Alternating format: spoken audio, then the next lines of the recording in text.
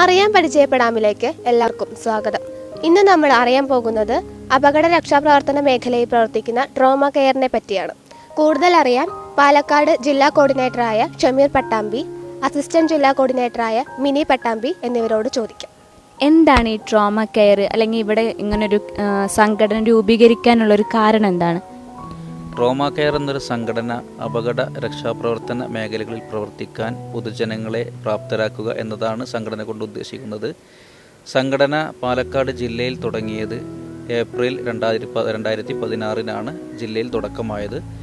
അത് കഴിഞ്ഞ് പാലക്കാട് ജില്ലയിൽ മുഴുവനായിട്ട് ഭാഗിക്കുക അല്ലെങ്കിൽ മുഴുവനായിട്ട് എല്ലാ ഭാഗങ്ങളിലും എത്തിക്കുക എന്ന ലക്ഷ്യത്തോടു കൂടി 2019 ഫെബ്രുവരി 2 നമ്മൾ ആദ്യമായിട്ട് ജില്ലാതല രൂപീകരണം നമ്മൾ നടത്തിയത്.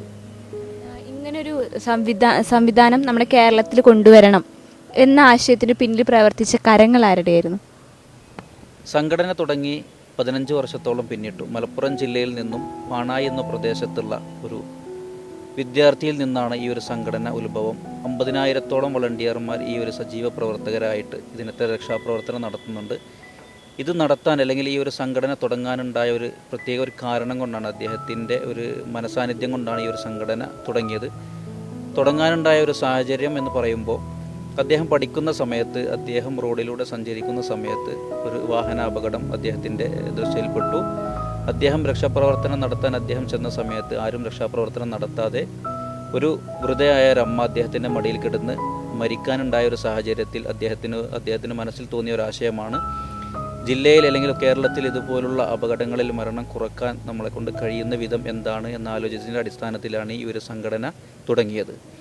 ഈ സംഘടന തുടങ്ങാൻ ലക്ഷ്യം വെച്ച സമയത്ത് തന്നെ അന്നത്തെ മലപ്പുറം ജില്ലാ കളക്ടറായിരുന്ന ശിവകുമാർ സാറിനെ സന്ദർശിച്ച് കാര്യങ്ങൾ വിശദമാക്കിയ സമയത്ത് തന്നെ അദ്ദേഹം അതിനൊരു പോസിറ്റീവായിട്ട് എടുക്കുകയും ജില്ലയിൽ തുടങ്ങാനുള്ള ഒരു അനുമതിയും അദ്ദേഹം കൊടുത്തത് കൊണ്ടാണ് ഇത്രയും വളണ്ടിയർമാർ അല്ലെങ്കിൽ അപകട രക്ഷാപ്രവർത്തന മേഖലകളിൽ ഇത്തരം രീതിയിലുള്ളൊരു മാറ്റം കൊണ്ടുവരാൻ കഴിഞ്ഞത് എന്നാണ് ഞാൻ വിശ്വസിക്കുന്നത്. ഇപ്പോൾ കേരളത്തിലെ എല്ലാ ജില്ലകളിലും ട്രോമ കെയർ പ്രവർത്തിക്കുന്നുണ്ടോ? ഇല്ല, പാലക്കാട് ജില്ലയിലും മലപ്പുറം ജില്ലയിലുമാണ് ഇതിപ്പോൾ ആൾറെഡി വർക്ക് ചെയ്യുന്നുണ്ട്.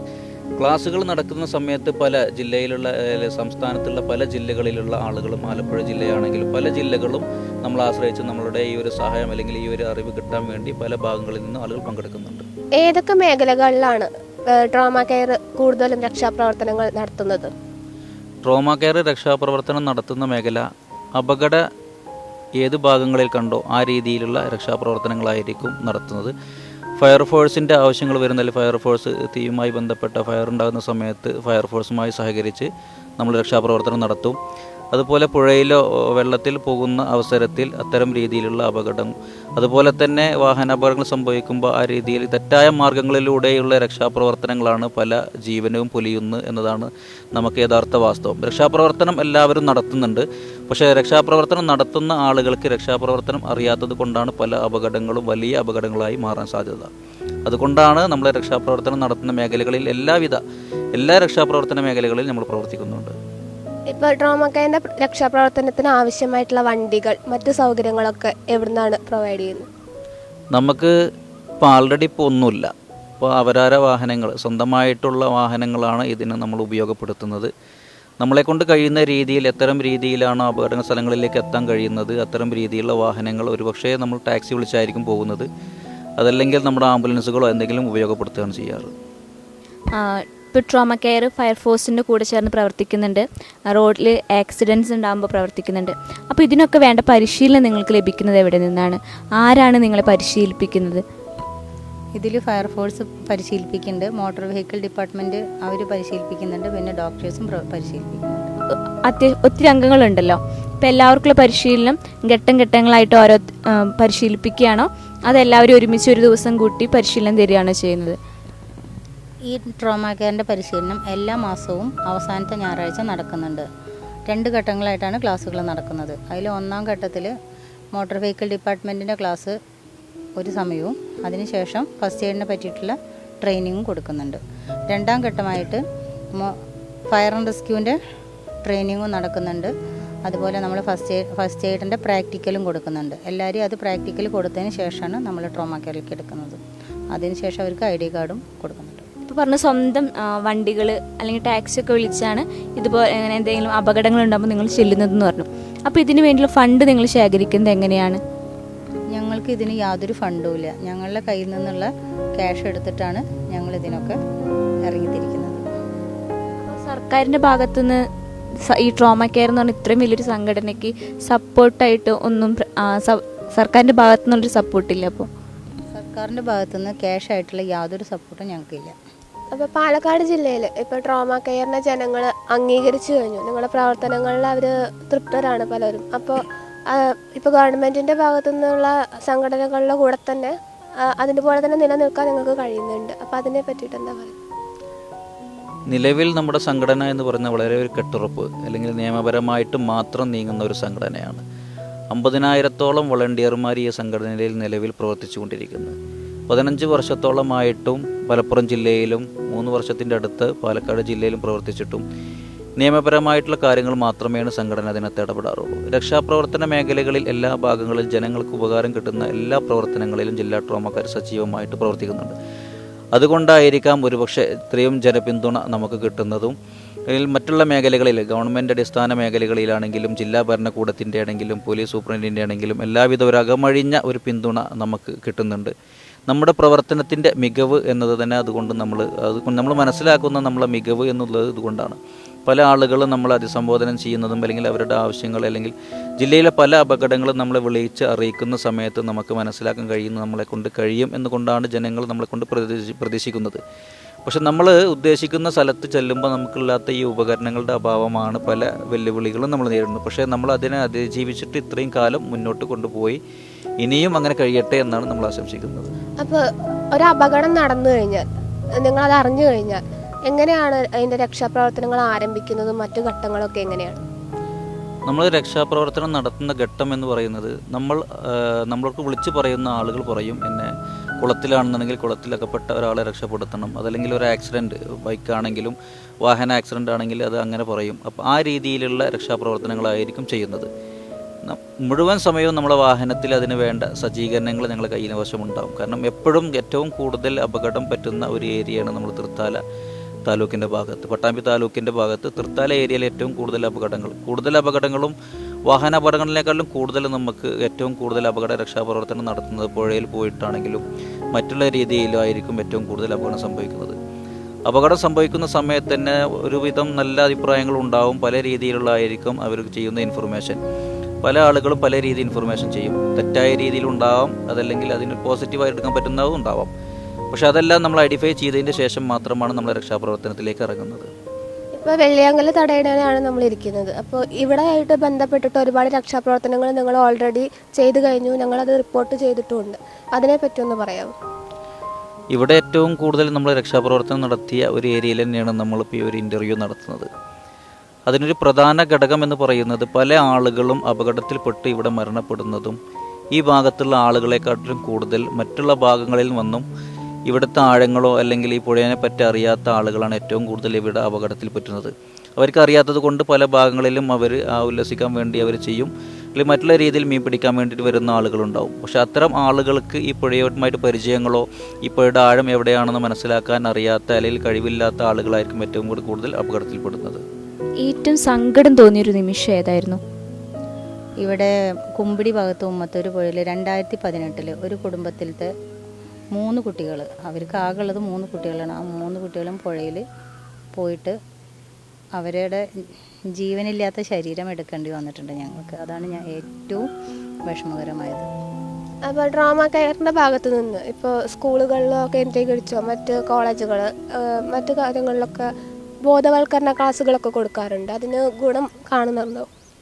തീർച്ചയായിട്ടും ഗുണമാണ്. കാരണം മലപ്പുറം ജില്ലാ സെക്രട്ടറി, ട്രോമ കെയറിൻ്റെ സെക്രട്ടറി KP പ്രതീഷ് കുമാറിൻ്റെ അദ്ദേഹത്തിൻ്റെ മാർഗ്ഗനിർദ്ദേശം അല്ലെങ്കിൽ അദ്ദേഹത്തിൻ്റെ നിയമോപദേശത്തിനനുസരിച്ച് മാത്രമാണ് ഈ സംഘടന പ്രവർത്തിക്കുന്നത്. അദ്ദേഹത്തിൻ്റെ ഒരു ആശയമാണ് ഓരോ വീട്ടിലും ഓരോ ട്രോമ കെയർ വളണ്ടിയർ എന്നത്.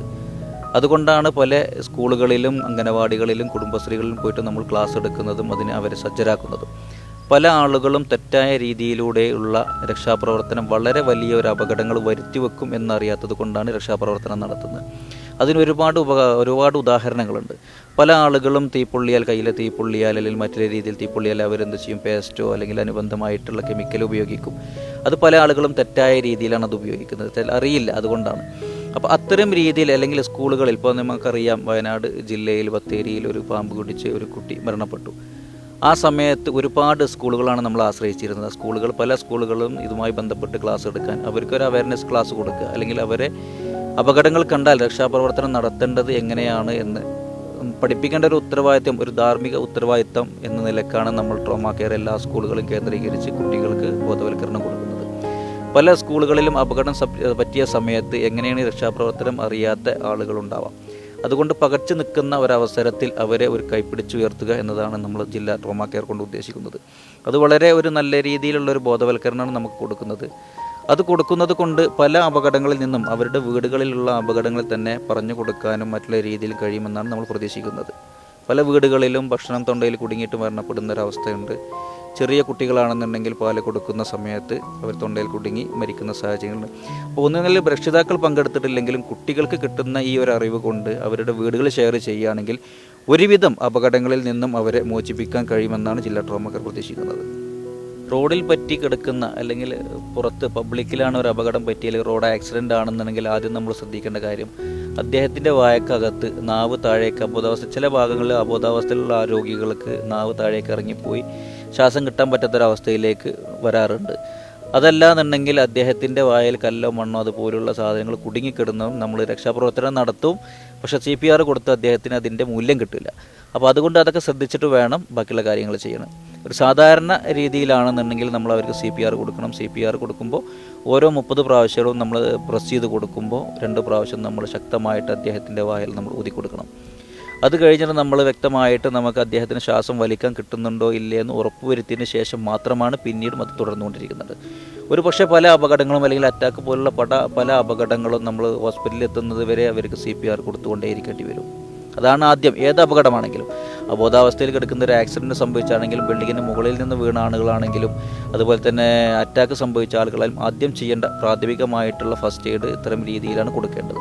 അതിന് നമ്മൾ വ്യക്തമായിട്ട് അദ്ദേഹത്തിന് കിട്ടണമെങ്കിലും ഈ മാനദണ്ഡങ്ങൾക്കനുസരിച്ച് മാത്രം കൊടുത്താലാണ് അവർക്ക് അതിനുള്ള ബെനിഫിറ്റ് കിട്ടുള്ളൂ. ആ കുട്ടി നമുക്ക് അവർക്ക് ജീവിതം, ഞാൻ പറഞ്ഞു 2 കാര്യം നമ്മൾ ശ്രദ്ധിക്കണം. അവർക്ക് ജീവിതം കൊടുക്കണം, ലൈഫും കൊടുക്കണം. രണ്ടും അവർക്ക് നമ്മൾ കൊടുക്കണമെങ്കിൽ മാനദണ്ഡങ്ങൾക്കനുസരിച്ച് രക്താപ്രവർത്തനം നടത്തിയാൽ മാത്രമേ അവർക്ക് രക്ഷാപ്രവർത്തനം കൊടുക്കുന്ന നമുക്കും അവർ കിട്ടുന്ന അവർക്കും അതിൻ്റെ ബെനിഫിറ്റ് കിട്ടുകയുള്ളൂ. പല രക്ഷാപ്രവർത്തനം നടത്താൻ നമ്മൾ വിളിക്കുന്ന സമയത്ത് നമ്മുടെ അടുത്ത് അതിനുള്ള ഉപകരണങ്ങളില്ലാത്തതും വളരെ ഒരു വെല്ലുവിളി നേരിടുന്നുണ്ട്. പല അപകടങ്ങളും ഉണ്ടാകുന്ന സമയത്ത് പല ആളുകളും അല്ലെങ്കിൽ സാമൂഹ്യ സംഘടനകളും നമ്മൾ ആശ്രയിക്കുന്ന സമയത്ത് അല്ലെങ്കിൽ നമ്മൾ എത്തിപ്പെടുന്ന സമയത്ത് രക്ഷാപ്രവർത്തനം നടത്താൻ ഉപകരണമില്ലാത്ത ഒരു നിസ്സഹാവസ്ഥയിൽ പല പ്രാവശ്യവും പല സമയങ്ങളിലും പുഴയിൽ ആളുകൾ അകപ്പെടുന്ന സമയത്ത് രാത്രിയാണെങ്കിലും ഞങ്ങൾ ചെല്ലുമ്പോൾ നമുക്കതിന് വേണ്ട ഉപകരണങ്ങളില്ലാത്ത വളരെ ഒരു ദയനീയ ഒരവസ്ഥയാണ്.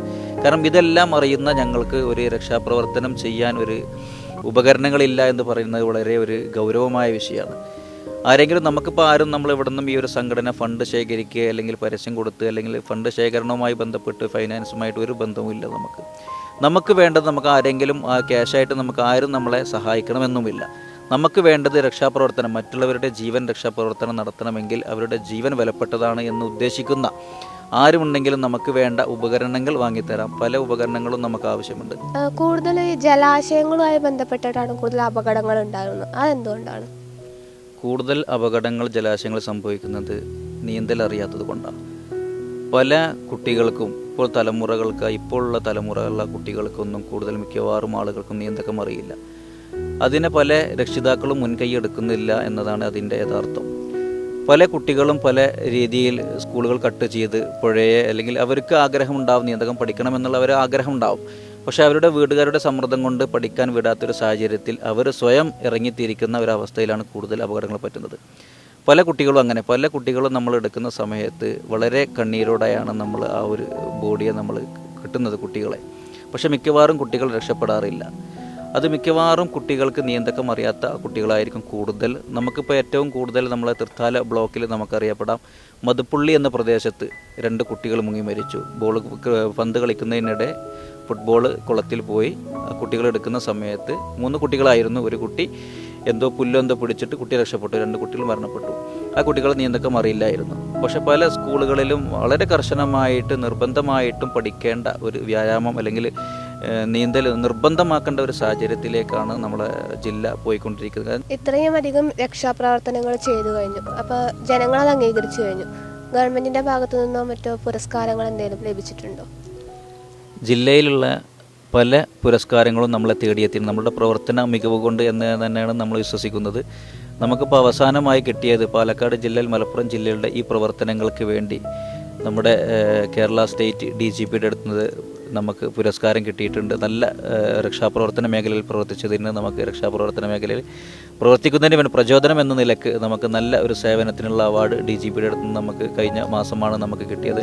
എനിക്ക് പറയാനുള്ളത്, നമുക്ക് പുരസ്കാരങ്ങൾ കിട്ടുന്നതിൽ കൂടുതൽ, ഈ പുരസ്കാരം തരുന്നതിലും കൂടുതൽ നമുക്ക് രക്ഷാപ്രവർത്തന മേഖലയിൽ പ്രവർത്തിക്കാനുള്ള ഉപകരണങ്ങളാണ് തരുന്നത് എങ്കിൽ മറ്റുള്ളവരുടെ ജീവൻ രക്ഷപ്പെടുത്താൻ അല്ലെങ്കിൽ കാവലാളാവാൻ നമുക്ക് ആ ഒരു ഉപകരണം അല്ലെങ്കിൽ ആ ഉപകരണം തരുന്ന ആൾക്ക് ഒരു ബെനിഫിറ്റ് ഉണ്ടാവും. പുരസ്കാരങ്ങളെക്കാൾ കൂടുതൽ നമുക്ക് വേണ്ടത് രക്ഷാപ്രവർത്തന മേഖലയിൽ പ്രവർത്തിക്കാൻ ഉപകരണങ്ങളാണ്.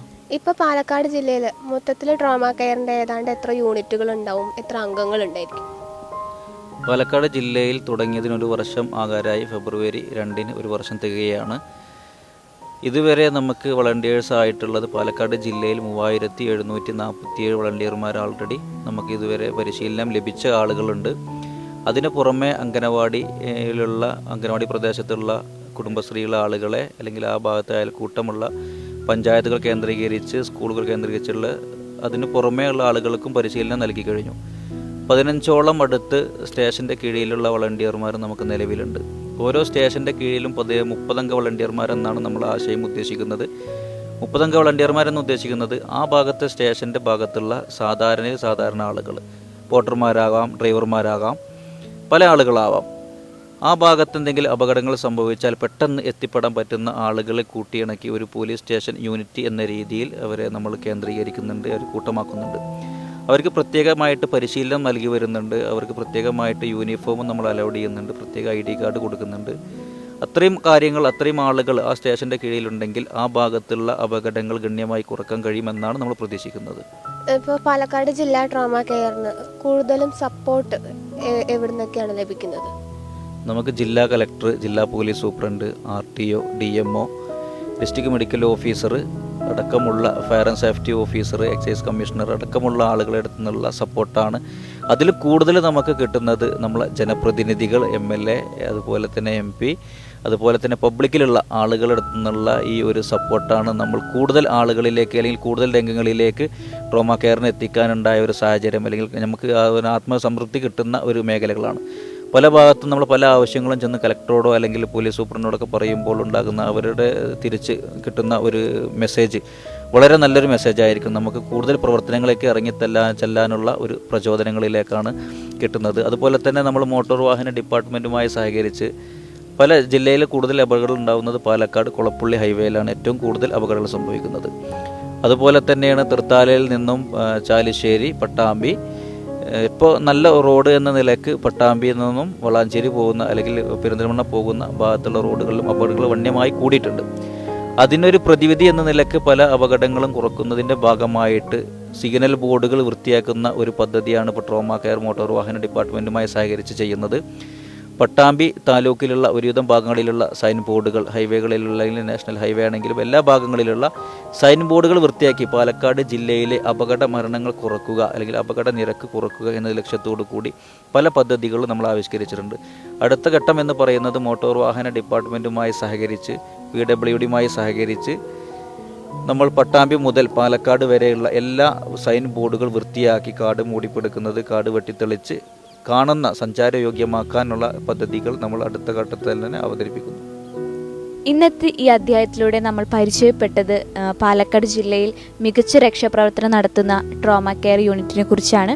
അവരുടെ ലക്ഷ്യങ്ങളും പ്രവർത്തനങ്ങളും നമുക്ക് വേണ്ടി പറഞ്ഞു തന്നത് ജില്ലാ കോർഡിനേറ്റേഴ്സായ മിനി പട്ടാമ്പിയും ഷമീർ പട്ടാമ്പിയുമാണ്. അപ്പോൾ അടുത്ത എപ്പിസോഡിൽ വീണ്ടും അടുത്തൊരു അറിവുമായി നിങ്ങളുടെ മുന്നിലെത്തുന്നതുവരെ എല്ലാവർക്കും നമസ്കാരം.